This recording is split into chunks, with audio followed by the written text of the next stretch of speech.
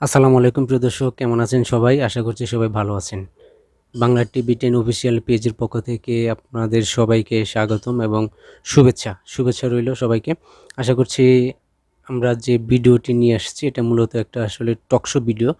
টকশোতে আমরা যে বিষয়টা নিয়ে আলোচনা করব সেই বিষয়টাতে আমরা পরে আসতেছি। তার আগে বলি, আমাদের টকশো অনুষ্ঠানে আজকে আমাদের একজন অতিথি আছে, আনিস ভাই। খুবই ভালো একজন মানুষ উনি। আমরা যে বিষয়টা নিয়ে আলোচনা করব সেই বিষয়টা অনেক ভালো জানে, ভালো বোঝে। এই জন্য আনিস ভাইকে নিয়ে আসছি আজকের টকশো অনুষ্ঠানে। টকশো অনুষ্ঠানে আজকের বিষয় হচ্ছে ফেসবুক পেজ নিয়ে কিভাবে কাজ করতে হয়, ফেসবুক পেজ কিভাবে ডেভেলপ করতে হয়, সেই বিষয়গুলো নিয়ে আলোচনা করব, যা আনিস ভাই অনেক ভালো জানে। তো তার আগে আনিস ভাইয়ের সাথে একটু পরিচয় হয়নি। আনিস ভাই পরিচয়টা দিবেন প্লিজ। তো আনিস ভাই, কেমন আছেন আপনি? সম্মানিত দর্শক, আসসালামু আলাইকুম। আল্লাহর রহমতে, আপনাদের দোয়া, আপনাদের ভালোবাসা আমি আনিস ভাই বিনোদন ভালো আছি। আশা করি যে সবাই ভালো আছেন। সবাই সবার জন্য দোয়া করবেন। আল্লাহ পাক রাব্বুল আলামিন যেন সবাইকে সুস্থ রাখে, সবাইকে ভালো রাখে।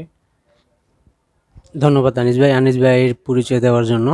তো আমরা আমাদের মূল টপিকে ফিরে আসি। আমাদের আজকের টপিক হচ্ছে ফেসবুক পেজ কিভাবে ডেভেলপ করতে হয়। ফেসবুক পেজ নিয়ে মূলত আলোচনা করব। একটা ফেসবুক পেজ চালাতে গেলে কী কী করতে হয়, অনেক ক্রাইটেরিয়া আছে, অনেক নিয়মকানুন আছে। একটা ফেসবুক পেজ যেন তেনভাবে কাজ করলে হয় না।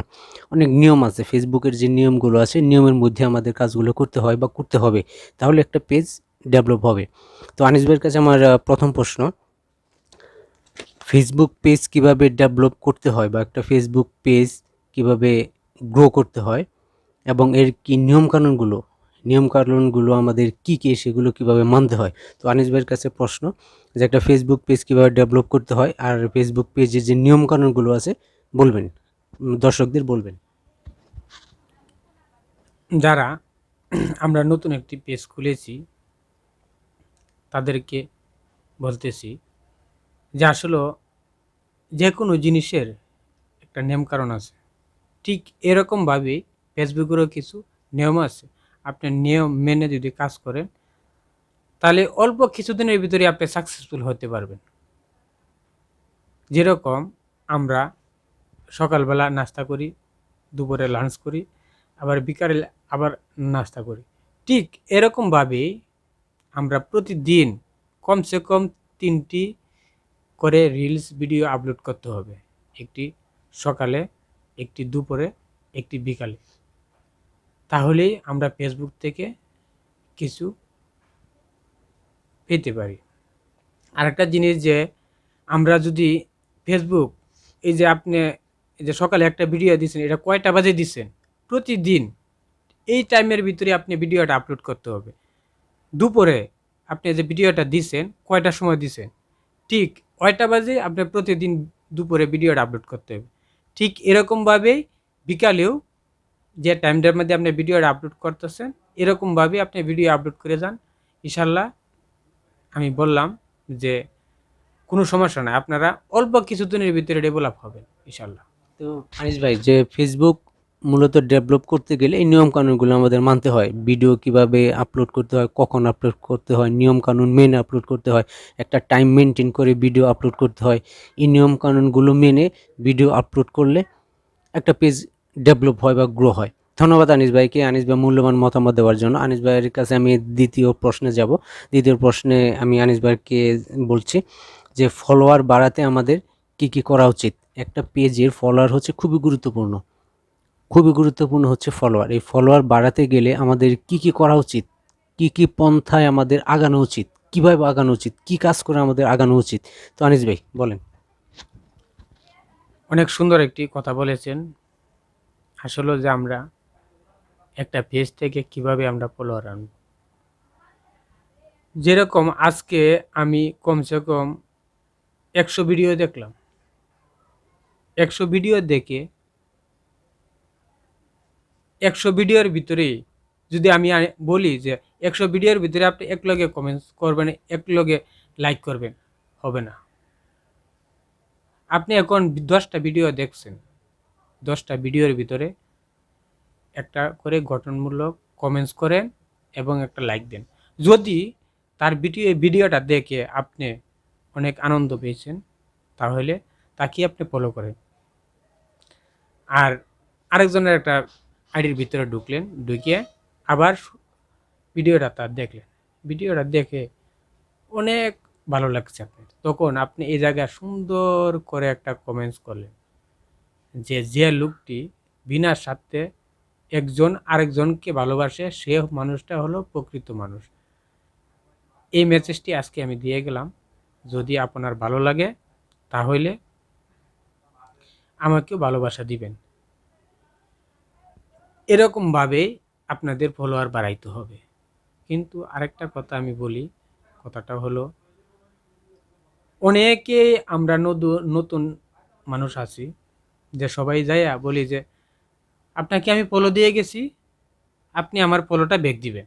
ভাই, আপনাদের পায়ে আপনাদের হাতে আমি অনুরোধ করে বলি, এরকম কমেন্টস এরকম কিছু আপনারা করবেন না, তাহলে আপনারা কোনোদিন সফলতা হতে পারবেন না। অনুরোধ ভাই, একটা কমেন্টস অনেক মূল্যবান।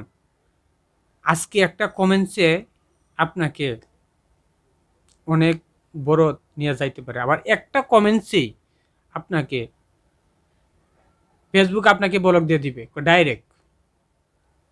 কমেন্টসটা খুব গুরুত্ব দিয়ে আপনারা করবেন ভাই, এটা আমার অনুরোধ। ধন্যবাদ আনিস ভাই, খুবই যুক্তিসঙ্গত, খুবই গুরুত্বপূর্ণ কিছু পয়েন্ট বলেছে উনি, খুবই গুরুত্বপূর্ণ, যেগুলো আমাদের কাজে দিবে বা এগুলো মেনে চলে আমাদের পেজটা গ্রো করবে। খুবই গুরুত্বপূর্ণ কথা বলেছে আনিস ভাই, ধন্যবাদ আপনাকে। তো আনিস ভাই, আমি আরেকটা প্রশ্ন করব আপনাকে, এটা হচ্ছে অন্যের ভিডিওগুলো কি আমাদের দেখা উচিত? আমার পেজে আমি ভিডিও ছাড়তেছি, আরেকজনের পেজে আরেকজনের ভিডিও ছাড়তেছে, আমি কি আমার পেজের ভিডিওগুলোই কি সবসময় নিয়ে থাকবো, নাকি অন্যরা যে ভিডিওগুলো ছাড়তেছে ওই ভিডিওগুলো আমার সামনে আসতেছে, এই ভিডিওগুলো কি আমার দেখা উচিত? আনিস ভাই যদি বলেন। আমি যেটা বলবো যে আপনি ফেসবুক চালাইতেছেন, একজনের একটা ভিডিও আপনার সামনে আসছে, তখন আপনি ভিডিওটা দেখবেন, সুন্দর করে পুরা ভিডিওটা আপনি দেখবেন। দেখার পরে যদি আপনার ভালো লাগে তাহলে একটা লাইক দিবেন, একটা কমেন্টস করবেন। আর যারা আমরা নতুন আছি, নতুন পেজ খুলতেছি, তারা অনেকেই কি করে জানেন, যে সার্চ দিয়া নাম বার করিয়া তারপরে ভিডিও দেখে। এই কাজটা ভুলেও করবেন না ভাই, এই কাজটা করলে কিন্তু আপনি রিপোর্ট খেয়ে যাবেন, অনেক বড় ধরনের আপনি রিপোর্ট খেয়ে যাবেন। ভুলেও এই কাজটা করবেন না দাদা, ভুলেও এই কাজটা করবেন না। আপনার সামনে যে ভিডিওটা আসতেছে তাকে আপনি ভিডিওটা দেখবেন, এতে কেউ হোক, এটা আপনি ভাববেন না যে আজকে আপনি 1 লাখ পরিবারের সদস্য, ওই বেটা মাত্র 200 ফলোয়ার নিয়ে আপনি ভিডিওটা আপনার সামনে আইছে। যদি এই হিংসাটা যদি আপনার মনে যদি থাকে, তাহলে এই ফেসবুক থেকে আপনি কোনো দিন কোনো কিছু করতে পারবেন না। এটা আমার কথা না, এটা ফেসবুকের কথা। আর যার ভিতরে বিন্দুমাত্র হিংসা আছে, সে এই ফেসবুক থেকে কোনো কিছু অর্জন করতে পারবেন না। প্লিজ ভাই, আপনারা সচেতন হন প্লিজ। ধন্যবাদ আনিস ভাই, মূল্যবান পয়েন্টগুলো আপনাদের সামনে তুলে ধরার জন্য। খুবই গুরুত্বপূর্ণ পয়েন্ট তুলে ধরেছে আপনাদের জন্য। আপনারা যদি এগুলো মেনে চলেন অবশ্যই আপনাদের কাজে দিবে, অবশ্যই আমাদের কাজে দিবে। আমরা আশা করি বা আমরা চাইবো যে নিয়মগুলো মেনে চলতে। তো আনিস ভাই, আমার আরেকটা প্রশ্ন আছে আমাদের, যে আমরা ভিডিওতে হ্যাশট্যাগ ইউজ করি, হ্যাশট্যাগ দেই। আরেকটা বিষয় হচ্ছে আমরা লং ভিডিও দেই আর হচ্ছে শর্ট ভিডিও দেই। সেক্ষেত্রে আমাদের ভিডিওর ভিডিওর আঙ্গিকে আমাদের হ্যাশট্যাগুলো কেমন হওয়া উচিত যদি বলতেন আনিস ভাই। আমি যেতটুকু জানি যে আমরা হ্যাশট্যাগ হ্যাশট্যাগ জিনিসটা কিন্তু অনেক একটা গুরুত্বপূর্ণ জিনিস। সেটা হলো যে আপনি আজকে একটা ভিডিওর ভিতরে আপনি হাইলাইট যে হ্যাশট্যাগটা, এটা সবার উপরে দিছেন, তারপরে দিলেন এভরিওয়ান, তারপরে দিলেন ভিডিও, তারপরে দিলেন ভিডিও রিলস, তারপরে দিলেন রিলস। এই এরকমভাবে আমরা সুন্দর করে হ্যাশট্যাগুলো সাজাইলাম। প্রথম দিছি হাইলাইট, তারপরে মনে করেন যে এক থেকে উপর থেকে আমরা শুরু করলাম। তা আমি বলবো যে আজকে যে আপনি উপরে দিচ্ছেন হাইলাইট, পরের দিন এই হ্যাশট্যাগটা আবার অন্যরকমভাবে নেবেন। যেরকম আজকে যে হাইলাইট ইউজ করছেন, কালকে এভরিওয়ান উপরে ইউজ করলেন, পরের দিন ভিডিও দিলেন, তারপরের দিন রিলস দিলেন, মানে একটার লগে আর একটার যেন কোনো মিল যেন না থাকে। তাহলে উনতি আপনাকে ফেসবুক এটা নিয়ে উনতি ধরে বসবে। খুব সতর্ক ভাই, হ্যাশট্যাগ কিন্তু একটা গুরুত্বপূর্ণ জিনিস, সবাই অনেক সতর্ক থাকবেন ভাই। হ্যাঁ, ধন্যবাদ আনিস ভাই। হ্যাশট্যাগ হচ্ছে খুবই গুরুত্বপূর্ণ একটা ভিডিওর জন্য। অডিয়েন্সের সামনে যাইতে, অডিয়েন্সের কাছে যাইতে হ্যাশট্যাগ খুবই গুরুত্বপূর্ণ ভূমিকা পালন করে। হ্যাশট্যাগ এরকম গুরুত্বপূর্ণ। তো আনিস ভাই, আমার আরেকটা কোশ্চেন আছে, সেটা হচ্ছে আমরা বড় ভিডিও বা লং ভিডিও, শর্ট ভিডিও, একটা পেজে লং ভিডিও প্রত্যেকদিন কয়টা দেওয়া উচিত, শর্ট ভিডিও প্রত্যেকদিন কয়টা করে দেওয়া উচিত? আনিস ভাই প্লিজ। আমরা যারা রিলসে আপলোড করি সবসময় যত ছোটো ভিডিও আপলোড করতে পারি, 7 থেকে 10 সেকেন্ডের ভিতরে আমরা ভিডিওটা আপলোড করব। প্রতিদিন কমসে কম 3টা করে ভিডিও আপলোড করতে হবে, রিলসের ক্ষেত্রে? এটা শুধু রিলসের ক্ষেত্রে। আর আমরা বড় ভিডিও যখন দিব, বড় ভিডিও আপনার 3 মিনিটের ওভার দিতে হবে, 4 মিনিট 5 মিনিট এরকম ভিডিও আপনাদের দিতে হবে। এই ভিডিওটা প্রতিদিন কমসে কম 2টা ভিডিও দিতে হয়, সপ্তাহে 2টা ভিডিও দিতে হবে, সপ্তাহে 2টা ভিডিও দেওয়ার জন্য লাগবে। আর রিলস আমরা প্রতিদিন 3টা করে আপলোড করব। হ্যাঁ, তাহলে আপনারা এই ফেসবুক থেকে সফলতা হইতে পারবেন। ধন্যবাদ আনিস ভাই। আজকের মতো আমরা এখানে শেষ করব। যে বিষয়গুলো নিয়ে আলোচনা করলাম, আসলে ফেসবুকের যে নিয়মকানুনগুলো আছে, যে ক্রাইটেরিয়াগুলো আছে, আসলে এর নিয়মের শেষ নেই, মানে নিয়মের অভাব নাই, অনেক নিয়ম আছে। আসলে প্রত্যেকটা নিয়ম আমাদের মেনে চলা উচিত। তো সবগুলো নিয়ম নিয়ে যদি আমরা কথা বলি একটা টকশোর মধ্যে, তাহলে ভিডিওটা অনেক বড় হয়ে যাবে। আসলে অত বড় ভিডিও ধৈর্য ধরে দেখার মতো আসলে কাউকে পাওয়া যাবে না, এটা হচ্ছে বাস্তব কথা। এই জন্য আজকে কয়েকটা টপিক নিয়ে কথা বললাম, কয়েকটা বিষয় নিয়ে আলোচনা করলাম আনিস ভাইকে নিয়ে।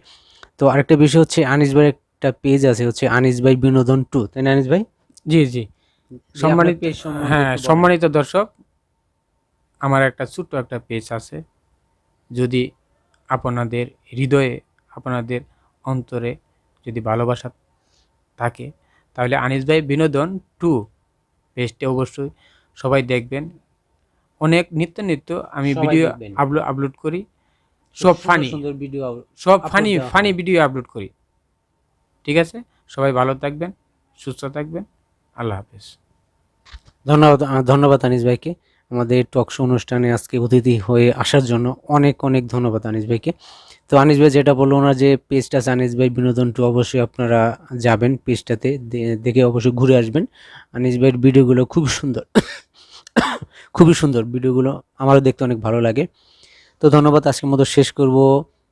আজকে টক শো অনুষ্ঠানটি ফেসবুক পেজ নিয়ে যে আলোচনাগুলো করা হলো, অবশ্যই আপনারা আপনার নিয়মগুলো মেনে চলবেন, অবশ্যই আপনাদের কাজে দিবে। ধন্যবাদ আনিস ভাই, আপনাকে আমার অনুষ্ঠানে আসার জন্য অনেক অনেক ধন্যবাদ। সবাই ভালো থাকবেন। আল্লাহ হাফিজ। আল্লাহ